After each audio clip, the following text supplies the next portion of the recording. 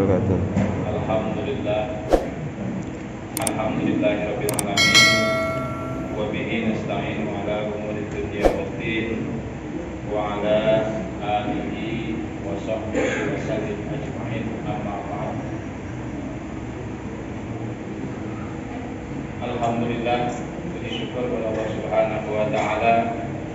Berkat rahmat dan limpahannya lah, maka pada malam hari ini kita masih diberi kesempatan, masih diberi kesehatan, sehingga kita masih bisa melaksanakan sholat Isya, insyaallah disambung dengan sholat tarawih dan sholat witir berjamaah.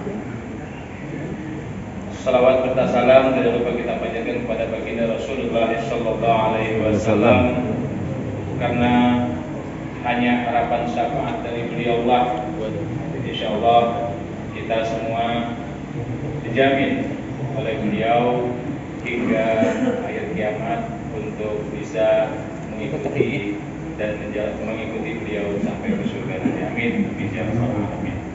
Baik, pada malam hari ini insyaallah saya akan mencoba menyampaikan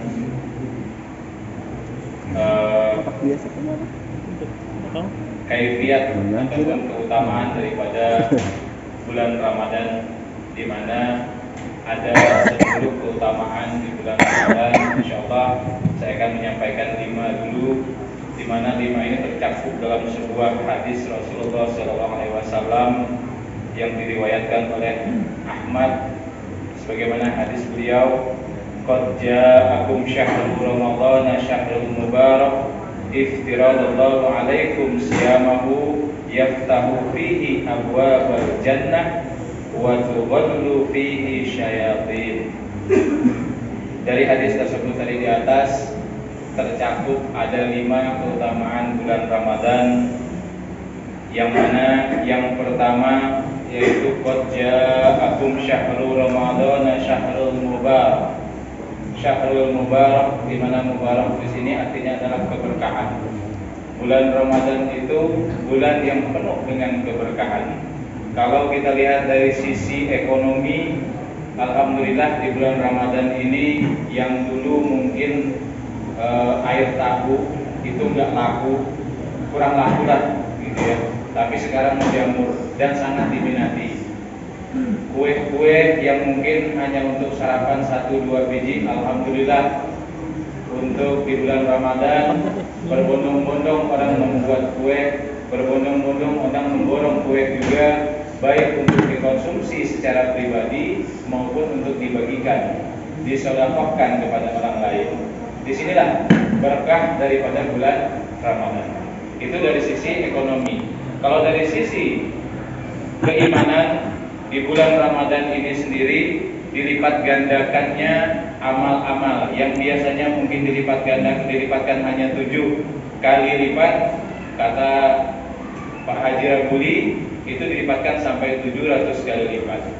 Nah, di sini keberkahan inilah yang ada, yang terjadi pada bulan Ramadan. Kemudian yang kedua, di mana di bulan Ramadan ini diwajibkannya kepada kita untuk berpuasa. Qad ja'akum syahrul ramadhan syahrul mubarak iftiradallahu alaikum syiyam. Di mana Allah Subhanahu wa taala juga memerintahkan secara gamblang kepada kita dalam Quran surat Al-Baqarah ayat 183. A'udzubillahi minasyaitonir rajim. Bismillahirrahmanirrahim. Ya ayyuhalladzina amanu kutiba alaikumussyiyam kama kutiba 'alal ladzina min qablikum la'allakum tattaqun. Perintah puasa ini sendiri bukan hanya ada pada zaman Rasulullah SAW, bukan hanya pada zaman kita saja, pada umat Nabi Muhammad Rasulullah. Tapi perintah puasa ini sudah ada dan sudah terjadi pada zaman-zaman Rasul sebelum-sebelumnya. Namun cara berpuasanya mungkin berbeda-beda. Contoh yang mungkin pernah melaksanakan puasa Daud itu kan sebulan 3 kali, gitu ya. Ada lagi puasanya Nabi Isa, ada, gitu ya. Banyak. Rata-rata Nabi itu sudah diperintahkan sholat dan sudah diperintahkan berpuasa. Namun cara berpuasanya berbeda-beda. Kalau untuk umat Nabi Muhammad Rasulullah SAW memerintahkan kepada kita adanya di bulan Ramadan, khusus di bulan Ramadan kita diwajibkan berpuasa selama 30 hari kalau full, dan bisa 29 hari menurut kalender Hijriah. Kemudian yang ketiga yaitu yaftahu fihi abwabal jannah, dibukakannya pintu-pintu surga. Kenapa Allah menjanjikan pintu surga dibuka? Karena tadi amal-amalan kita yang sudah dilipat gandakan, Allah berikan keberkahan, Allah berikan janji, yaitu dengan dibukakannya pintu-pintu surga. 7 pintu surga yang kita idam-idamkan sebagai umat Nabi Muhammad Rasulullah SAW itu dibuka, disiapkan untuk umat Nabi Muhammad, di mana apabila ia menjalankan puasa di bulan Ramadan ini dan amalan-amalan di dalamnya dengan bersungguh-sungguh mengharapkan ridho daripada Allah Subhanahu wa Ta'ala. Mudah-mudahan apa yang kita laksanakan selama bulan Ramadan ini Allah lipat gandakan dan dimasukkan daripada salah satu pintu-pintu surga tersebut. Amin. Amin ya rabbal alamin. Kemudian yang keempat yaitu ditutupnya pintu neraka. Yaftahu fihi abwabal jannah. Ditutupnya pintu-pintu neraka. Di mana pintu neraka ini sendiri? Allah kalau tadi janjikan dibuka pintu surga itu untuk memberikan kita sebuah gambaran indahnya amalan-amalan di bulan Ramadan, maka pintu-pintu neraka ditutup ini dengan dalil untuk sebaliknya. Allah tutup pintu-pintu neraka kepada mereka yang sedang melaksanakan puasa dan amal-amal di bulan Ramadan. Ditutup dalam arti bukan untuk ditutup selamanya, tidak. Tapi Allah memberikan kepada kita gambaran bahwasanya kesalahan sekecil apapun itu akan diampuni oleh Allah Subhanahu wa Ta'ala, akan digantikan dengan amalan-amalan yang berlipat-lipat ganda yang diberikan oleh Allah Subhanahu wa Ta'ala di bulan Ramadan ini sendiri.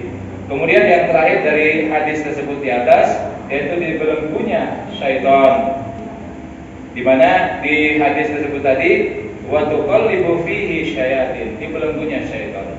Syaitan ini sendiri, kalau banyak asumsi kita mengatakan syaitan dibelenggu itu tidak ada lagi syaitan yang bergerak, itu tidak. Itu asumsi saja, itu penjabaran saja. Pada hakikatnya dibelenggunya syaitan ini mengibaratkan dalam hati kita apa yang sudah kita laksanakan selama bulan Ramadan.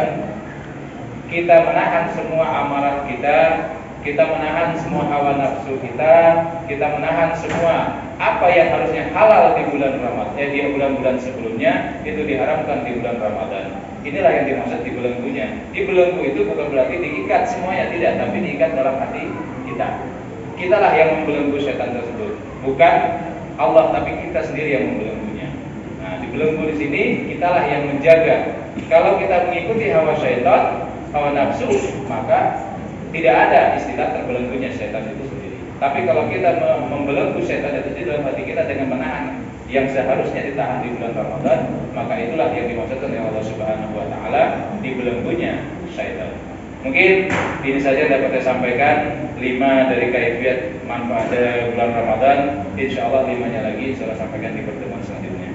Akhirul kalam, billahi taufiq wal hidayah. Assalamualaikum warahmatullahi wabarakatuh.